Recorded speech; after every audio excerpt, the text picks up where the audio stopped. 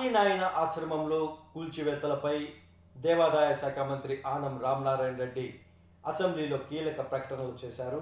ఆశ్రమం అటవీ ప్రాంతంలో ఉంది. అటవీ శాఖ నిబంధనలు సంక్లిష్టంగా ఉన్నాయి.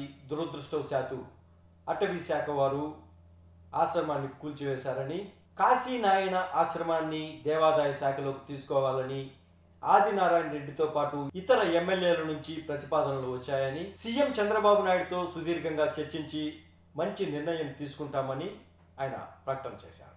అధ్యక్ష, ఇవాళ బద్వేల్ నియోజకవర్గం కడప జిల్లాలో ఈ కాశిరెడ్డి నాయన ఆశ్రమం దగ్గర ఉన్నటువంటి అన్నదాన సత్రాలని ఫారెస్ట్ అధికారులు కూల్చివేశారనేటువంటిది సంఘటన, దురదృష్టకరమైన సంఘటన అధ్యక్ష. ఇది ఇవాళ నిర్మాణం చేసినవి కాదు అధ్యక్ష. మనం వచ్చేదో లేకుంటే ఇటీవల కాలంలో నిర్మాణం చేసిన సత్రాలు కావు, అక్కడ ఆలయాలు కావు.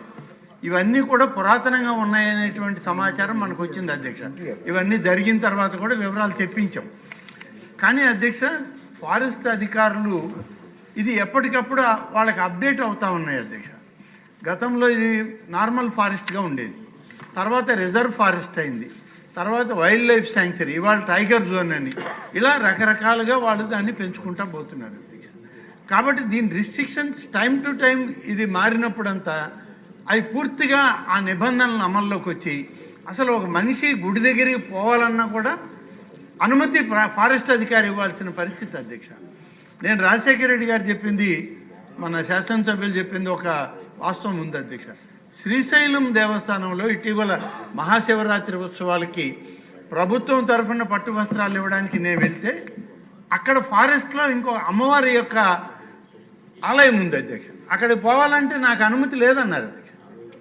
అనుమతి లేదు, మీరు ఇవాళ వెళ్ళడానికి లేదు, మీరు వెళ్తే ఇక్కడ కంట్రోల్ కాదని అన్న తర్వాత ఇంకా మేము మానుకొని నేను కూడా వెనక్కి వచ్చాను అధ్యక్ష. ఇలాంటి పరిస్థితులు ఉన్నాయి అధ్యక్ష. కాశిరెడ్డి నాయన ఆశ్రమం అనేది ముఖ్యంగా రాయలసీమలోని ఉన్నటువంటి 4 జిల్లాలు, ప్రకాశం, నెల్లూరు జిల్లాల్లో చాలా ఎక్కువగా కాశిరెడ్డి నాయన ఆశ్రమాలకి చాలా ఎక్కువ పవిత్రత ఉంది అధ్యక్ష. కాశిరెడ్డి నాయన ఆశ్రమం నా ఆత్మకూరు నియోజకవర్గంలో కూడా హెడ్ క్వార్టర్స్లో కూడా ఉంది అధ్యక్ష. నిత్యం అన్నదానం జరుగుతుంది అధ్యక్ష. ఎవరు వాళ్ళకి అక్కడ డబ్బు ఇచ్చేదో కొనుక్కునేదో ఏముండదు అధ్యక్ష.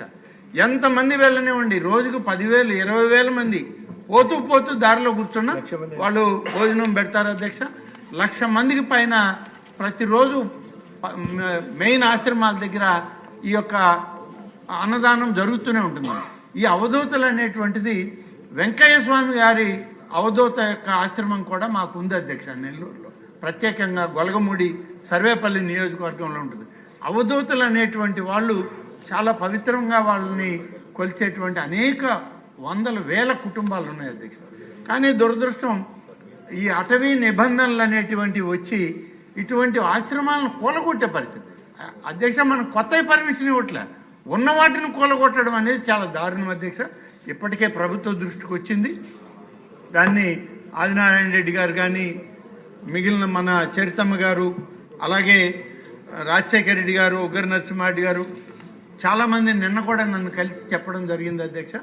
దీన్ని దేవాదాయ శాఖలోకి తీసుకోవాలనేటువంటి ప్రతిపాదన కూడా వాళ్ళు చెప్పడం జరిగింది.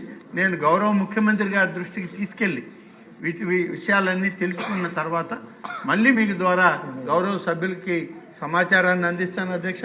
అదేవిధంగా ఈరోజు గౌరవ హెచ్ఆర్డి మినిస్టర్ గారు కూడా వెంటనే రియాక్ట్ అయ్యారు అధ్యక్ష. నిన్ననే ఈ జరిగిన విషయాలన్నీ కూడా వారు చూసిన తర్వాత ఇవాళ ట్విట్టర్లో వారు రియాక్ట్ అయ్యి ఇది చాలా తప్పు జరిగిన దానికి మమ్మల్ని మన్నించండి, మళ్ళీ మేము దీన్ని పునర్నిర్మాణం చేయడానికి ఏం కావాలో అన్ని చర్యలు తీసుకుంటామని కూడా చెప్పడం జరిగింది అధ్యక్ష. గతంలోనే అధ్యక్ష, ఇప్పుడు మన ఆరోగ్య శాఖ మంత్రి గారు ఉన్నారు సత్యకుమార్ యాదవ్ గారు, అలాగే తర్వాత మన భారతీయ జనతా పార్టీ నాయకురాలు మరి పురంధరేశ్వరి గారు, వీళ్ళందరూ కూడా భూపేష్ కుమార్ యాదవ్ గారితో కలిసి మాట్లాడడం జరిగింది.